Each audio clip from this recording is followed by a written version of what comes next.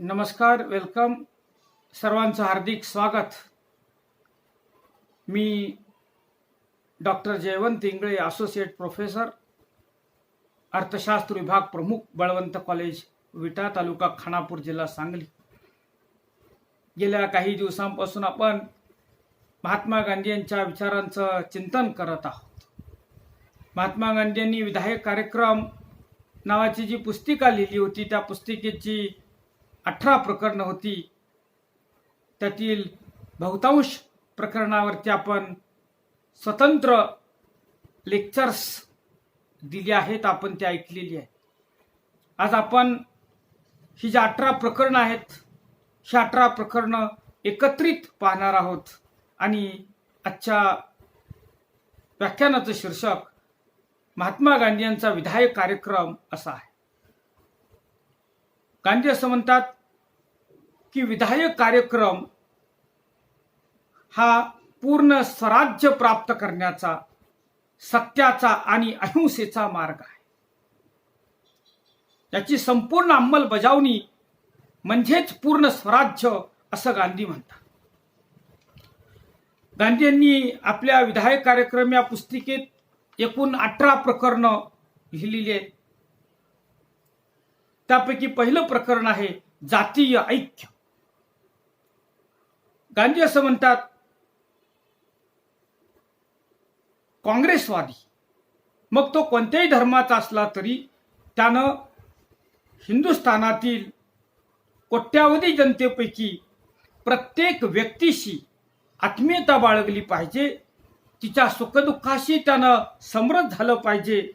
आणि अशी आत्मीयता सिद्ध करण्यासाठी प्रत्येक काँग्रेसवाद्यानं इतर धर्माच्या माणसांशी वैयक्तिक मित्रत्वाचं नातं प्रयत्नपूर्वक जोडलं पाहिजे. त्याला स्वतःच्या धर्माविषयी जितका आदर वाटत असेल तितकाच इतर धर्माविषयी त्यानं आदर बाळगला पाहिजे. जातीय शाळा, जातीय महाविद्यालय आणि जातीय रुग्णालय असणार नाहीत अशी अपेक्षा गांधींनी या पहिल्या प्रकरणात व्यक्त केलेली आहे. देशभर फिरत असताना गांधींना असं जाणवत होतं की हिंदू मुस्लिम असा प्रचंड तणाव, असा प्रचंड संघर्ष, सातत्यानं हिंदू मुस्लिम दंगे देशात उद्भवत होते. आणि म्हणून हिंदू आणि मुस्लिम यांच्यामध्ये सौहार्दाचं वातावरण निर्माण झालं पाहिजे असं गांधींना वाटत होतं. आणि ब्रिटिशांना भारतातून हुसकावून लावल्यानंतर देशामध्ये हिंदू मुस्लिम अतिशय गुण्यागोविंदानं राहतील, जगतील अशी अपेक्षा गांधींना होती. आणि ब्रिटिशांनी फोडा आणि झोडाचा धोरणाचा वापर करून भारतामध्ये पूर्वी जो हिंदू मुस्लिम संघर्ष होता ब्रिटिश येण्यापूर्वी, तो संघर्ष ब्रिटिशांनी आणखी तीव्र केलेला होता. त्याची खंत गांधींना होती.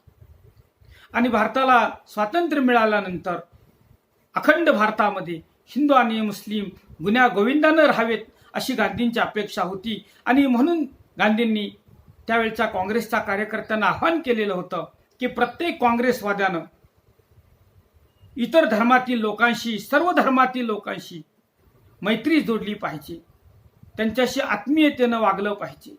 आणि आपल्या धर्माविषयी जेवढा आदर आहे तेवढाच आदर प्रत्येकानं, प्रत्येक काँग्रेसवाद्यानं, प्रत्येक कार्यकर्त्यानं इतर धर्मातील लोकांविषयी आदर बाळगला पाहिजे. अशा प्रकारचं आव्हान गांधींनी विधायक कार्यक्रम या पुस्तिकेत पहिल्या प्रकरणात केलेलं होतं. महात्मा गांधींनी विधायक कार्यक्रम या पुस्तिकेत जे दुसरं प्रकरण लिहिलेलं आहे त्या प्रकरणाचं शीर्षक अस्पृश्यता निवारण असं आहे.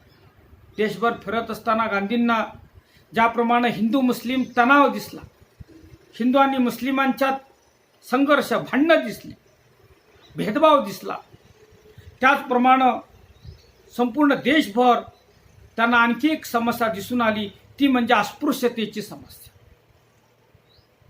काही लोकांना गावकुसाबाहेर अतिशय वाईट पद्धतीनं जगावं लागतं, जनावरासारखं जगावं लागतं असं गांधींना दिसून आलं. आणि म्हणून गांधींनी जशी संपूर्ण हयात ब्रिटिश राजवटी विरोधात घालवली, भारताला स्वातंत्र्य मिळवून देण्यासाठी घालवली, तशी त्यांनी आपली हयात, आपल्या आयुष्यातील अनेक वर्ष अस्पृश्यता निवारणासाठी खर्च केली. त्यांना असं जाणवलं की अस्पृश्यता ही अत्यंत गंभीर अशा स्वरूपाची समस्या आहे आणि हिंदू धर्मावरचा हा एक फार मोठा कलंक आहे आणि शाप आहे. आणि म्हणून त्यांनी प्रत्येक काँग्रेसवाद्याला, प्रत्येक कार्यकर्त्याला अस्पृश्यता निवारणाचं काम करण्यासाठी बजावलेलं होतं. ते असं म्हणतात की ज्यांचा अस्पृश्यतेला पाठिंबा आहे अशा सनातनी लोकांच्याकडं काँग्रेसवाद्यांनी लढण्याच्या आवेशानं न जाता अहिंसेला शोभेल अशा मित्रत्वाच्या भावनेनं जाऊन त्यांचं मनपरिवर्तन करून अस्पृश्यता निवारण केलं पाहिजे.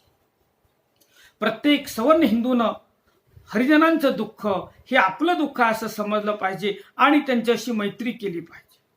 हिंदुस्थानात इतक्या राक्षसी पद्धतीनं आणि जबरदस्त प्रमाणात हरिजनांना अलग ठेवण्यात आलेला आहे की अशा प्रकारचा घृणास्पद प्रकार जगात क्वचितच कुठेतरी पाहायला मिळेल. अस्पृश्यता निवारणाचं हे कार्य कठीण आहे, पण स्वराज्याची इमारत रचण्याच्या महान कार्याचाच तो एक भाग आहे. हा चढणीचा मार्ग आहे, अरुंद मार्ग आहे, अनेक खोल दऱ्या असलेला मार्ग आहे. पण हा मार्ग स्थिर पावलं टाकून आक्रमण केल्यानंतरच आपल्याला स्वराज्य मंदिराच्या शिखरावर पोहोचता येईल आणि त्या शिखरावर जाऊन आपल्याला तिथल्या स्वातंत्र्याची ताजी हवा घेता येईल असं गांधी म्हणतात. म्हणजे अस्पृश्यता निवारणाशिवाय, अस्पृश्यतेचं उच्चाटन केल्याशिवाय स्वातंत्र्याला अर्थ नाही, स्वराज्याला अर्थ नाही असं गांधी म्हणतात. जर अस्पृश्यतेचं निवारण झालं तरच खरं स्वराज्य, तरच देशाला खरं स्वातंत्र्य असा गांधी अर्थ काढतात. आणि म्हणून ते असं म्हणतात की भारताला स्वातंत्र्य मिळाल्यानंतर हा प्रश्न सुटेल अशा भ्रमात कोणी राहू नये. देशाला स्वातंत्र्य मिळण्यापूर्वीच अस्पृश्यतेची समस्या सुटली पाहिजे, तरच स्वातंत्र्याचे फायदे, तरच स्वातंत्र्याचा फायदा, तरच स्वातंत्र्याचा आनंद देशातील अस्पृश्यांना मिळेल असं गांधी म्हणतात. आणि म्हणून विधायक कार्यक्रम या पुस्तिकेत गांधींनी अस्पृश्यता निवारणाच्या कार्याला अत्यंत महत्त्वाचं स्थान दिलेलं आहे. विधायक कार्यक्रम या पुस्तिकेतलं तिसरं प्रकरण दारूबंदी या शीर्षकाचं आहे. गांधींनी दारूबंदीसाठी खूप प्रयत्न केलेले होते.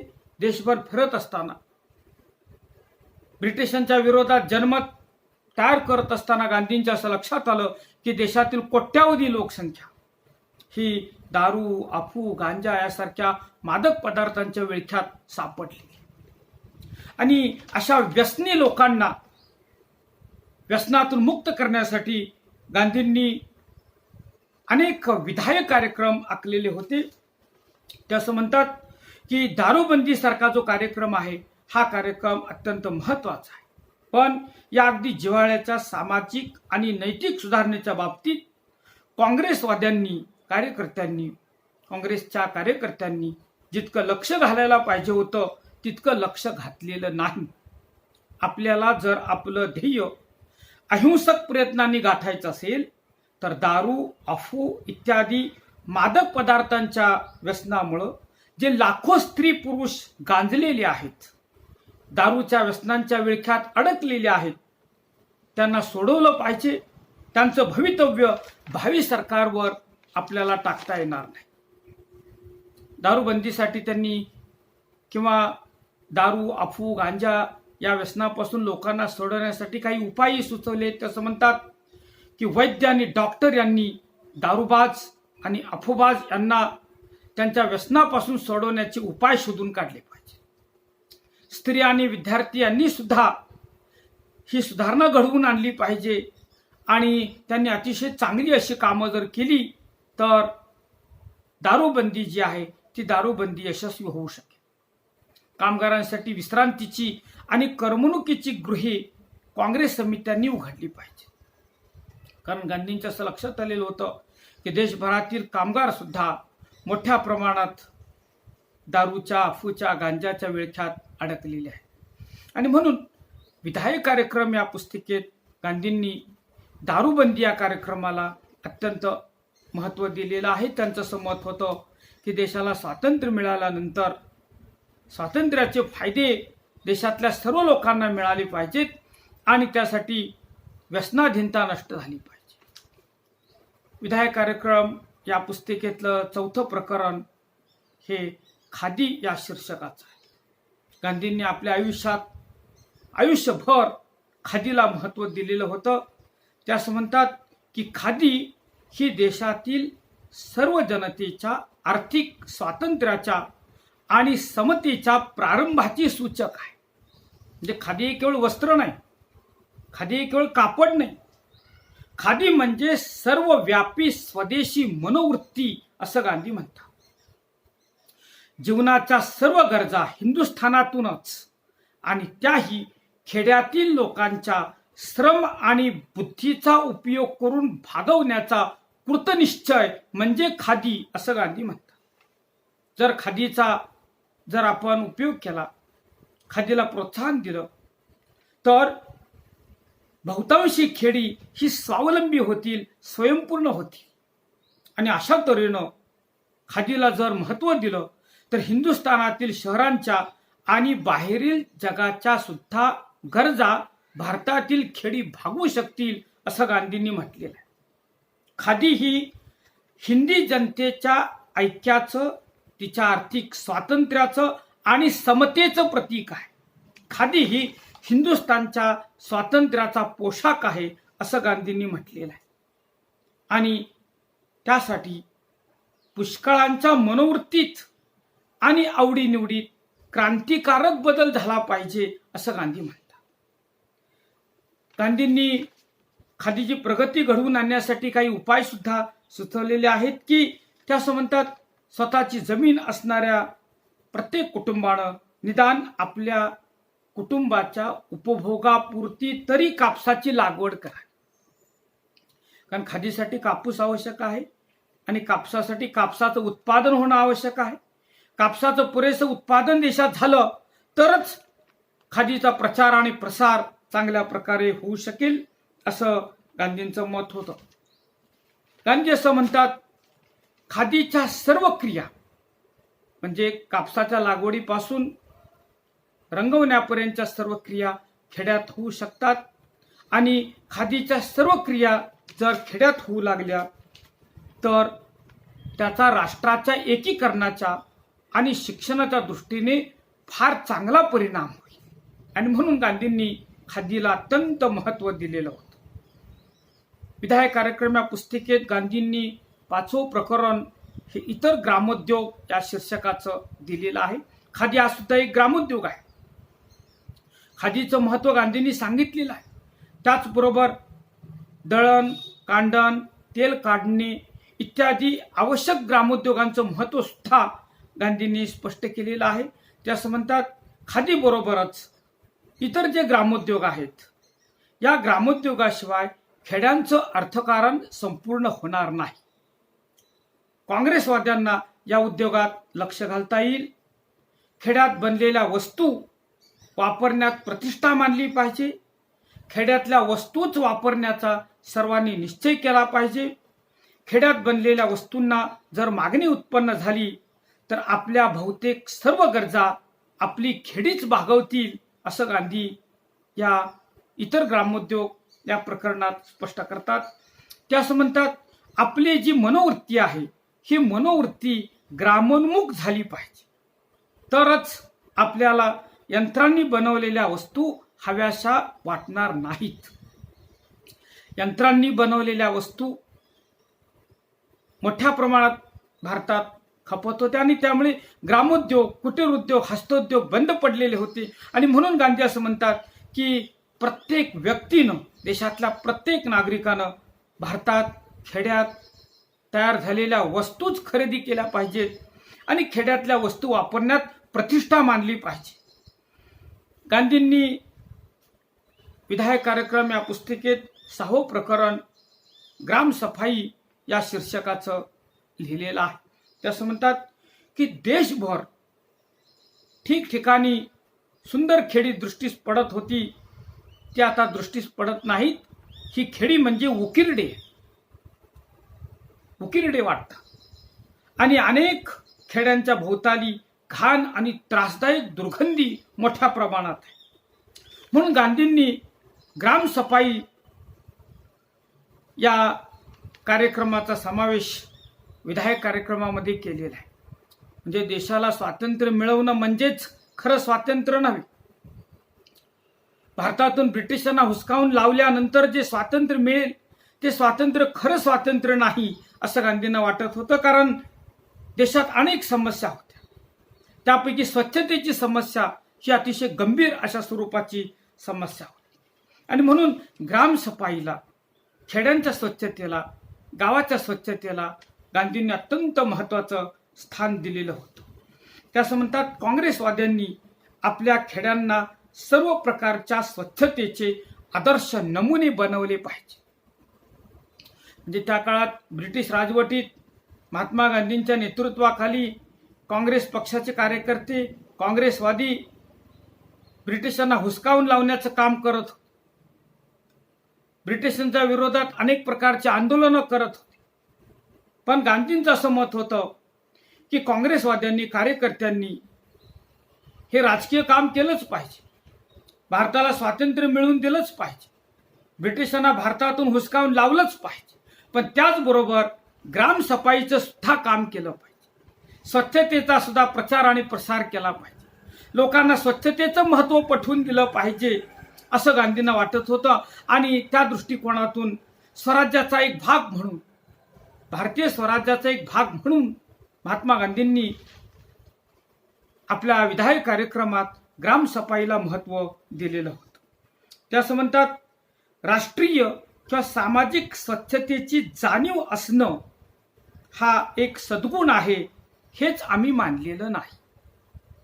विहीर, नदी, तलाव इथलं पाणी किती घाण झालं तरी त्याची आपल्याला पर्वा नसते.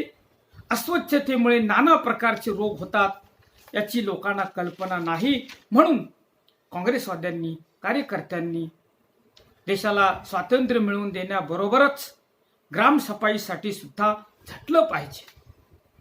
महात्मा गांधींनी विधायक कार्यक्रम या पुस्तिकेत 7वं प्रकरण नई तालीम किंवा वर्धा शिक्षण या शीर्षकाचं लिहिलेलं आहे. देशभर फिरत असताना त्यांना असं जाणवलं की देशातील, विशेषतः खेड्यातील मुलांना जे शिक्षण दिलं जातं, ते प्राथमिक शिक्षण दिलं जातं, लहान मुलांना जे शिक्षण दिलं जातं ते निरुपयोगी अशा प्रकारचं शिक्षण आहे. ते असं म्हणतात की प्राथमिक शिक्षण हिंदुस्थानातील खेड्यांच्या आणि शहरांच्या सुद्धा गरजांचा विचार न करता तयार करण्यात आलेला आहे. आणि या शिक्षणाचा मुलांना काही उपयोग नाही. आणि म्हणून काँग्रेसवाद्यांना स्वराज्याची इमारत अगदी थेट पायापासून रचायची असल्यामुळं देशातील मुलांची उपेक्षा करून भागणार नाही. देशातील मुलांच्या शिक्षणाकडे लक्ष दिलं पाहिजे, त्यांना चांगलं लक्ष दिलं पाहिजे. आणि म्हणून गांधींनी वर्धा शिक्षणाची योजना तयार केलेली होती. त्यास म्हणतात की वर्धा शिक्षण हे जे शिक्षण आहे हे शिक्षण खेड्यातील आणि शहरातील मुलांच्या उपयोगाचं आहे. ते शरीर आणि मन या दोहोंचा विकास साधतं. आणि अशा प्रकारे महात्मा गांधींनी भारताला स्वातंत्र्य मिळवून देण्याबरोबरच या देशातील मुलांना जे शिक्षण दिलं जात होतं, ब्रिटिश राजवटीत जे शिक्षण दिलं जात होतं, त्या शिक्षणाचा अभ्यास करून ते शिक्षण निरुपयोगी असं स्पष्ट करून अतिशय चांगल्या प्रकारची शिक्षणाची योजना गांधींनी तयार केलेली होती. आणि ते शिक्षण वर्धा शिक्षण नावानं त्या काळात ओळखलं जात होतं. गांधींनी अशा प्रकारचं शिक्षण, वर्धा शिक्षण, की जे शिक्षण शरीर आणि मन या दोहोंचा विकास साधणारं आहे असं म्हटलं होतं. आणि हे शिक्षण खेड्यातल्या आणि शहरातल्या मुलांच्या उपयोगाचं, त्यांच्या गरजेचं आहे असं स्पष्ट केलेलं होतं. आणि त्या दृष्टिकोनातून गांधींनी या देशातील मुलांच्या शिक्षणाकडे सुद्धा अतिशय चांगल्या प्रकारचं लक्ष दिलेलं होतं. ज्याप्रमाणे गांधींनी प्राथमिक शिक्षणाकडे लक्ष दिलेलं होतं त्याप्रमाणे प्रौढ शिक्षणाकडे सुद्धा लक्ष दिलेलं होतं. ते असं म्हणतात की जसं प्राथमिक शिक्षण, लहान मुलांचं शिक्षण आवश्यक आहे, त्याचप्रमाणे प्रौढ शिक्षण सुद्धा आवश्यक आहे. पण प्रौढ शिक्षणाच्या बाबतीत काँग्रेसच्या कार्यकर्त्यांनी जे काम केलेलं आहे ते खूप केलेलं असलं तरी फारसं समाधानकारक नाही. कारण काँग्रेसवादी निरक्षरांना लिहायला वाचायला शिकवणं यातच समाधान मानत आलेले आहे. निरक्षरांना केवळ लिहायला वाचायला शिकवणं म्हणजे प्रौढ शिक्षण नाही असं गांधी म्हणतात. कारण खेड्यात किती अज्ञान माजलेलं आहे याची आपल्याला कल्पना नाही. मोठ्या प्रमाणात अज्ञान आहे असं गांधींच्या लक्षात आलेलं होतं. देशभर फिरत असताना गांधींना असं जाणवलं की आपल्या देशामध्ये जी परक्यांची राजवट आहे त्याची कारणं, त्या राजवटीचे दुष्परिणाम खेड्यातील प्रौढ लोकांना माहीत नाहीत, कारण ते निरक्षर आहेत. ते असं म्हणतात, खेड्यातील लोकांना स्वतःचे दोष आणि परकीय सत्ता झुगारून देण्याच्या आपल्या अंगच्या शक्तीच्या जाणीवेचा अभाव आहे. यामुळेच परक्यांचं अस्तित्व या देशात आहे हे त्यांना माहीत नाही. म्हणून माझ्या मते प्रौढ शिक्षण म्हणजे प्रथम प्रौढांना खरं राजकीय शिक्षण तोंडानं देणं होय. नुसतं लिहायला वाचायला शिकवणं म्हणजे प्रौढ शिक्षण नाही.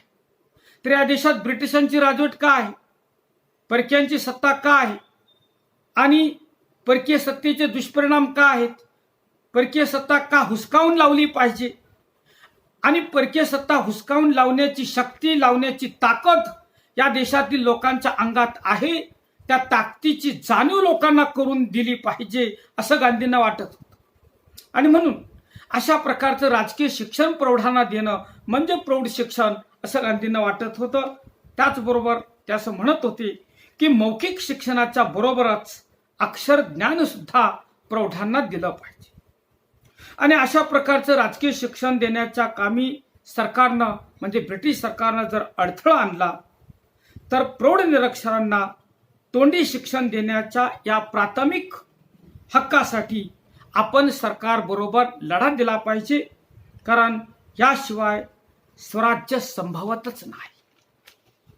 म्हणजे देशातल्या प्रौढांना साक्षर केलं पाहिजे, राजकीय शिक्षण दिलं पाहिजे, ब्रिटिश सत्ता झुगारून देण्याची आवश्यकता प्रौढ निरक्षरांना सांगितली पाहिजे.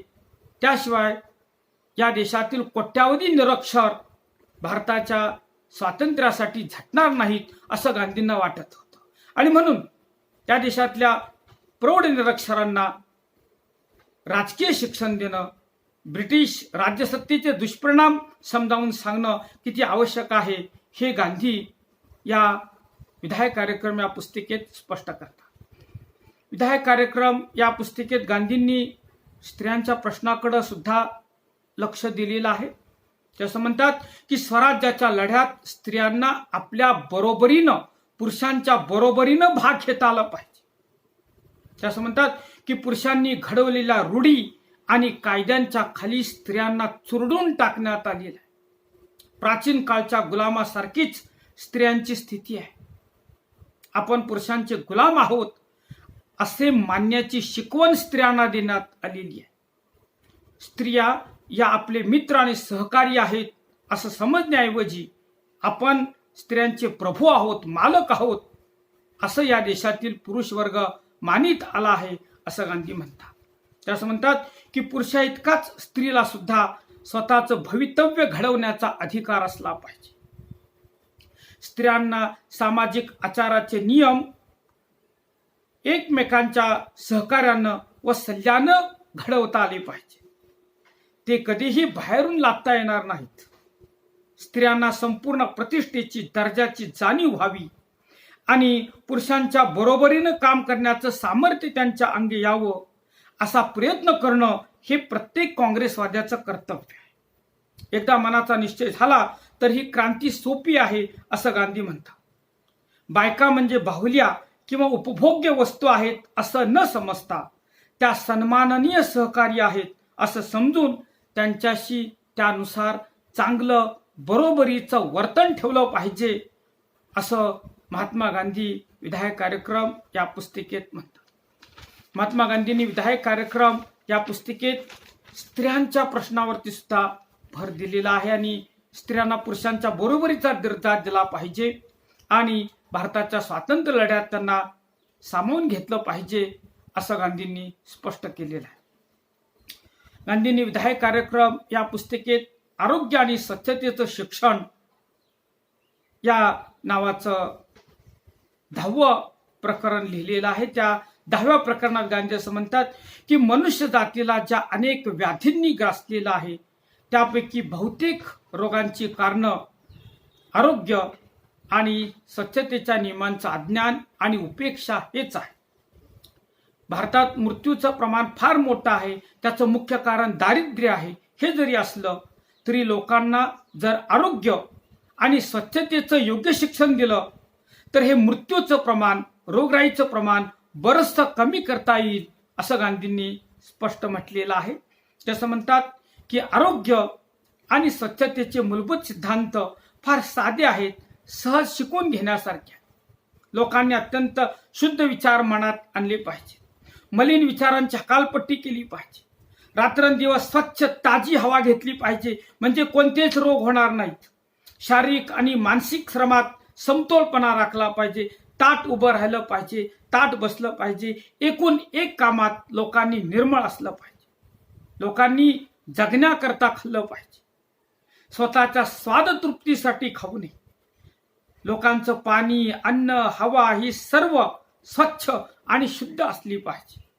तर अशा प्रकारे गांधींनी विधायक कार्यक्रम या पुस्तिकेत लोकांच्या आरोग्याची, स्वच्छतेची काळजी वाहिलेली आहे आणि लोकांना आरोग्य आणि स्वच्छतेचं शिक्षण काँग्रेसवाद्यांनी, कार्यकर्त्यांनी दिलं पाहिजे आणि यामुळं रोगराईचं, मृत्यूचं प्रमाण खूपच कमी होईल असा विश्वास गांधींनी व्यक्त केलेला आहे. विधायक कार्यक्रम या पुस्तिकेत गांधींनी 11वं प्रकरण प्रांतिक भाषा शीर्षकाचं लिहिलेलं आहे. ते असं म्हणतात, आपल्या मातृभाषेपेक्षा इंग्रजी भाषेची आपल्याला खूप ओढ आहे. इंग्रजी भाषेविषयी लोकांनी जास्त प्रेम बाळगल्यामुळं हिंदुस्थानातील भाषांना, मग तमिळ भाषा असेल, मराठी भाषा असेल, या भाषांना दारिद्र्य आलेलं आहे असं गांधी म्हणतात.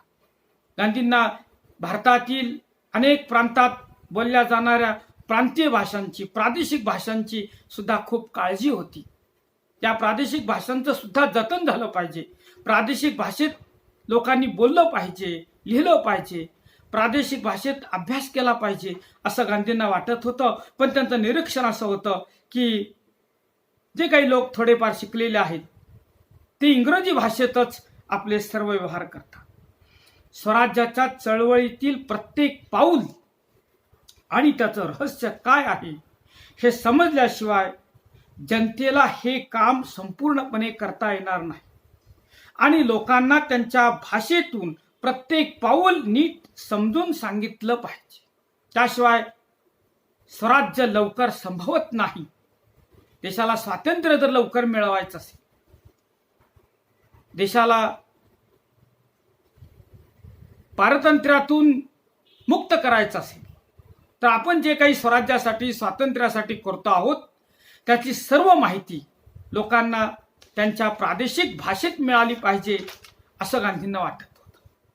गांधींनी 12वं प्रकरण राष्ट्रभाषा या शीर्षकाचं लिहिलेलं आहे. विधायक कार्यक्रम या पुस्तिकेत ते असं म्हणतात की अखिल भारतीय दळणवळणासाठी हिंदुस्थानातील भाषांपैकी जास्तीत जास्त लोकांना जी भाषा येते, समजते आणि जी भाषा इतरांना सहज शिकता येण्यासारखी आहे ती भाषा म्हणजे निर्विवादपणे हिंदीच होय. गांधींनी हिंदी भाषेचा पुरस्कार केलेला होता. ते असं म्हणतात की इंग्रजीनं आपल्यावरती खूप मोठी मोहिनी टाकलेली, तिचे पाश अजून तुटलेले नाहीत आणि त्यामुळं इंग्रजी भाषेचा आपण आग्रह धरल्यामुळं हिंदुस्थानची त्याच्या ध्येयाप्रत होणारी प्रगती आपण खुंटवीत आहोत. म्हणजे स्वराज्य मिळवण्याचं जे ध्येय आहे हे ध्येय गाठायचं असेल तर राष्ट्रभाषा हिंदी भाषा अत्यंत महत्वाची आहे. इंग्रजी भाषेच्या शिक्षणासाठी आपण जेवढी वर्ष खर्च करतो तेवढे महिने हिंदुस्थानी भाषा हिंदी भाषा शिकण्यासाठी खर्च केली पाहिजे, तरच सामान्य जनतेविषयीचं आपलं प्रेम हे खरं आहे सिद्ध होईल, असं गांधी म्हणतात. महात्मा गांधी यांनी 13वं प्रकरण आर्थिक समानता या शीर्षकाचं लिहिलेलं आहे. ते असं म्हणतात की देशामध्ये आर्थिक समानता प्रस्थापित झाली पाहिजे. देशभर फिरत असताना त्यांना प्रचंड आर्थिक विषमता दिसून आली. ते असं म्हणतात, ज्या मुठभर श्रीमंत लोकांच्या हातात राष्ट्राच्या संपत्तीचा फार मोठा भाग केंद्रित झालेला आहे, त्यांची संपत्ती कमी करणं आणि दुसऱ्या बाजूस अर्धपोटी नग्न राहणाऱ्या कोट्यावधी लोकांची संपत्ती वाढवणं म्हणजे आर्थिक समानता.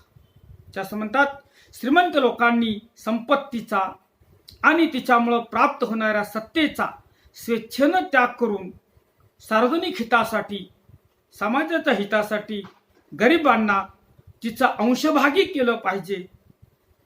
अन्यथा एक दिवस हिंसक आणि रक्तपाताची क्रांती घडून येईल.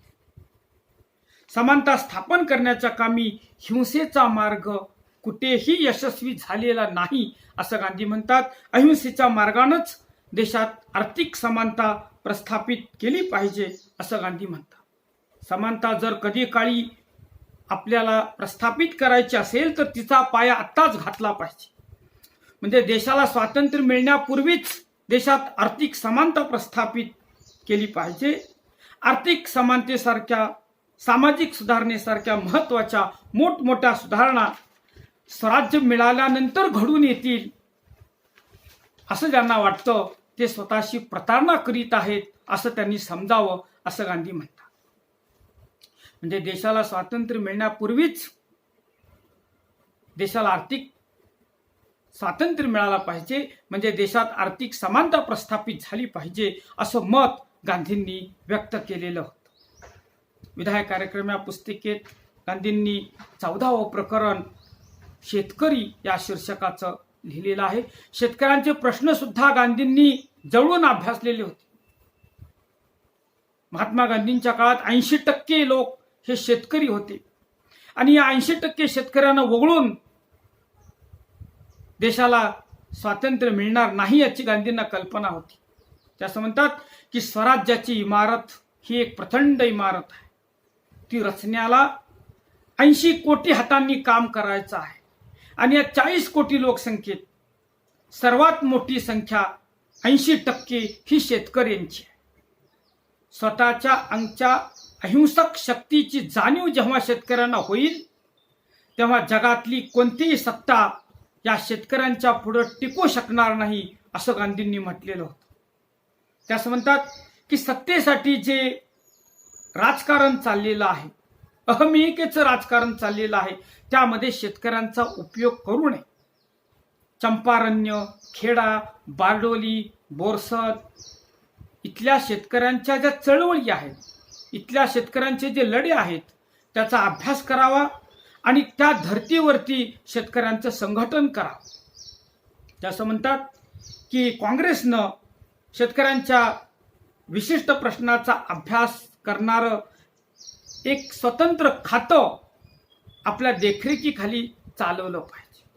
तर अशा प्रकारे भारतातून केवळ ब्रिटिशांना हुसकावून लावलं म्हणजे देशाला स्वातंत्र्य मिळेल असं नाही, तर 80% जे शेतकरी आहेत या शेतकऱ्यांचे सुद्धा प्रश्न सुटले पाहिजेत, या शेतकऱ्यांना सुद्धा जागं केलं पाहिजे, असं गांधींना वाटत होतं. आणि त्या दृष्टिकोनातून गांधी शेतकऱ्यांच्या हक्कासाठी, शेतकऱ्यांच्या प्रश्नासाठी स्थानिक आणि ब्रिटिश सत्तेविरोधात लढे देत होते. गांधींनी 15वं जे प्रकरण लिहिलेलं आहे विधायक कार्यक्रम या पुस्तिकेत, ते मजूर या शीर्षकेचं. औद्योगिक कामगारांचे सुद्धा प्रश्न सुटले पाहिजेत असं गांधींना वाटत होतं. आणि त्यांनी अहमदाबाद या ठिकाणी जी मजूर महाजन नावाची गिरणी कामगार संघटना होती, त्या गिरणी कामगार संघटनेचं उदाहरण या पुस्तिकेत दिलेलं आहे. ते म्हणतात की या गिरणी कामगार संघाचं स्वतःचं हॉस्पिटल आहे, कामगारांच्या मुलांसाठी त्यांच्या स्वतःच्या शाळा आहेत, प्रौढांसाठी शाळा आहेत, स्वतःच्या मालकीचा छापखाना आहे, खादी भांडार आहे, राहण्याची जागा आहे. आणि या गिरणी कामगार संघटनेनं उत्तरोत्तर प्रगती केलेली आहे. तर अशा प्रकारच्या संघटना देशभर असल्या पाहिजेत असं गांधींना वाटत होतं. गांधींनी सळाव प्रकरण आदिवासी समाजासाठी वाहिलेलं आहे.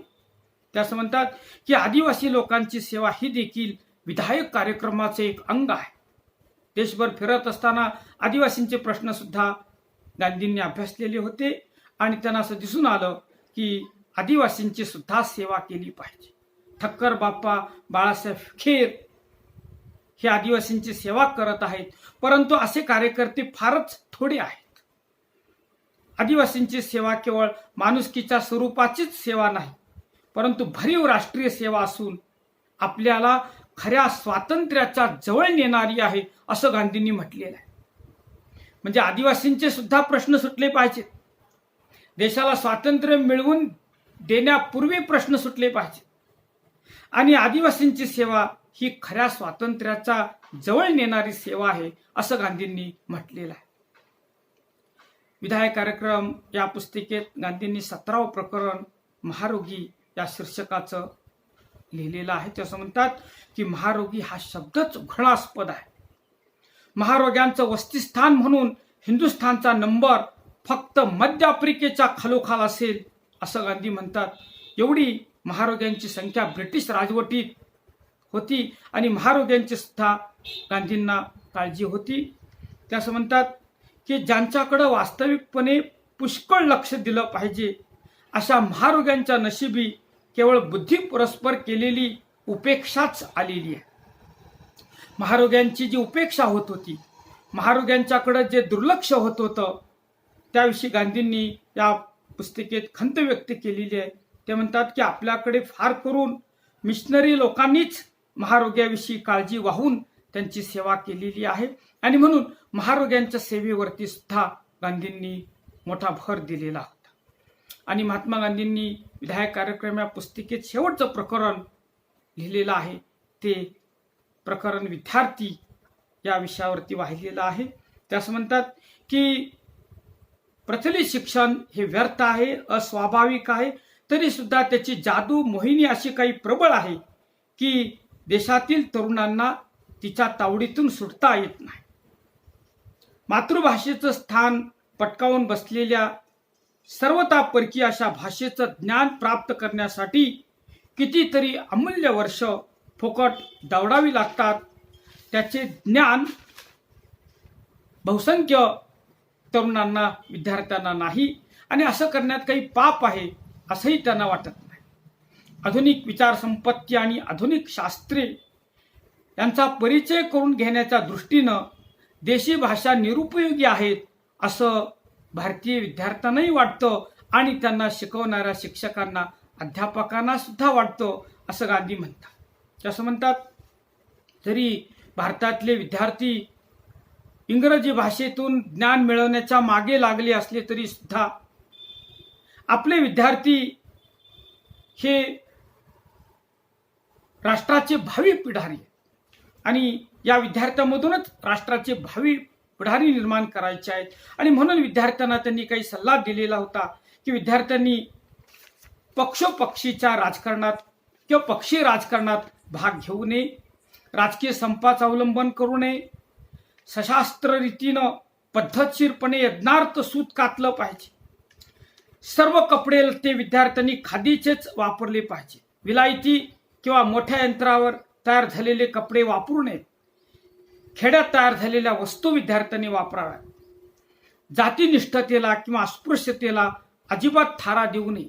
इतर धर्मीय आणि हरिजनांच्या बरोबर त्यांनी आत्मीयतेनं वर्तन करावं आणि त्यांच्याशी खरी मैत्री जोडावी. शेजारी जखमी झाले तर प्राथमिक उपचारासाठी मदत करावी. आसपासच्या खेड्यात जावं, साफसफाईचं भंग्याचं काम करावं, खेड्यातील मुलांना शिकवावं, प्रौढांना शिकवावं आणि राष्ट्रभाषा जी हिंदी आहे, हिंदुस्थानी, ती भाषा त्यांनी शिकून घ्यावी.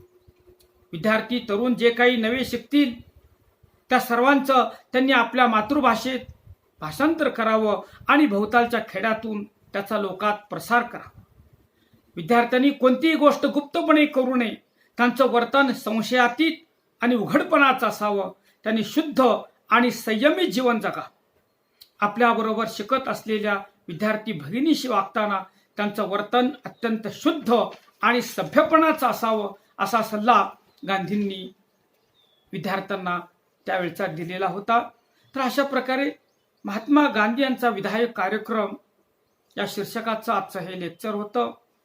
आणि विधायक कार्यक्रमात त्यांनी जातीय धार्मिक ऐक्याला महत्त्व दिलेलं होतं, अस्पृश्यता निवारणाला महत्त्व दिलेलं होतं, दारूबंदीचा पुरस्कार केलेला होता, खादीचा पुरस्कार केलेला होता, त्याचबरोबर ग्रामसफाई, आरोग्य आणि स्वच्छतेच्या शिक्षणाला महत्त्व दिलेलं होतं.